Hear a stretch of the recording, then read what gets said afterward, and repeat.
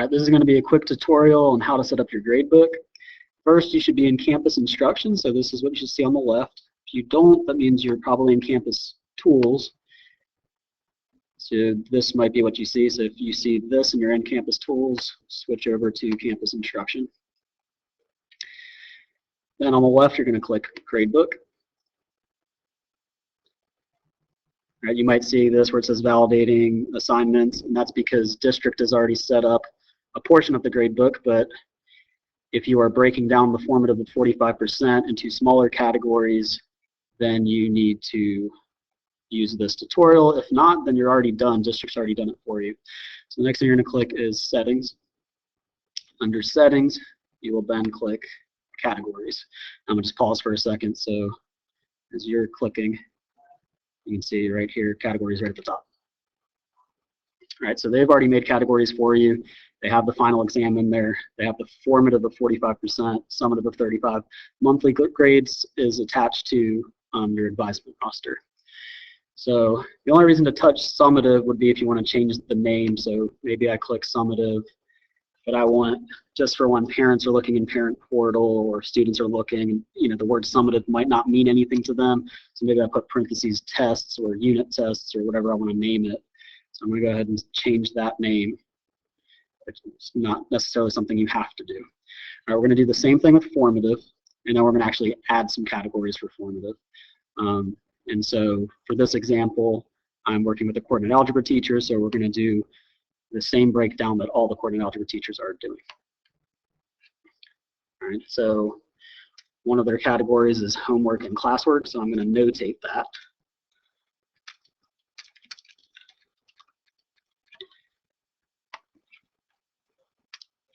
All right, and we're going to switch the weight.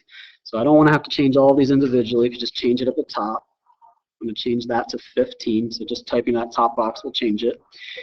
What sequence does is it allows you to have it populate in a particular order in your grade book. Excluded from calculation, that would be if you're making some category that you're not counting towards a grade, but maybe you're tracking like pre-tests you might put in there, or Lexile score data. Dropping the lowest score, that would be if you have a policy that we drop your lowest test score or we drop your lowest quiz, then you would check that. All right, so we've switched that to 15%. High certain class grade's already selected for us because this has already been created. We're going to hit save.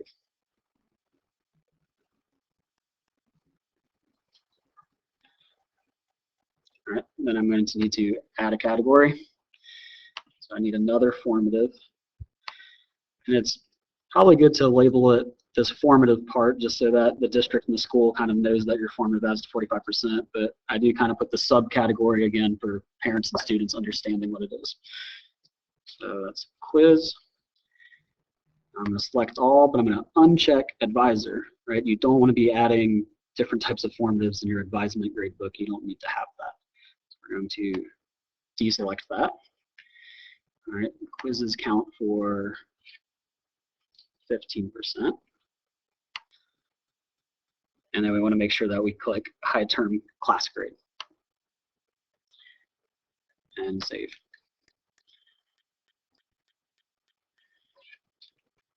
All right, we have one more category to create. So this is kind of the formative assessments that don't fall into any other category, so we're going to put other. Again, I'm going to select all the sections. I'm going to deselect advisement. And the weight for this one will be 20. Select high term class grade. All right, now if you made a mistake, which I actually did, so for homework and classwork I counted it for too much. So if you're paying attention, this doesn't add to 45%. So if I needed to go back and change anything, I'm going to click the homework and classwork because this is the one I messed up. And that was actually supposed to be weighted 10. So I'm going to change that to 10 and then hit save. And so it's really easy to edit if you did make a mistake. All right, that concludes this tutorial.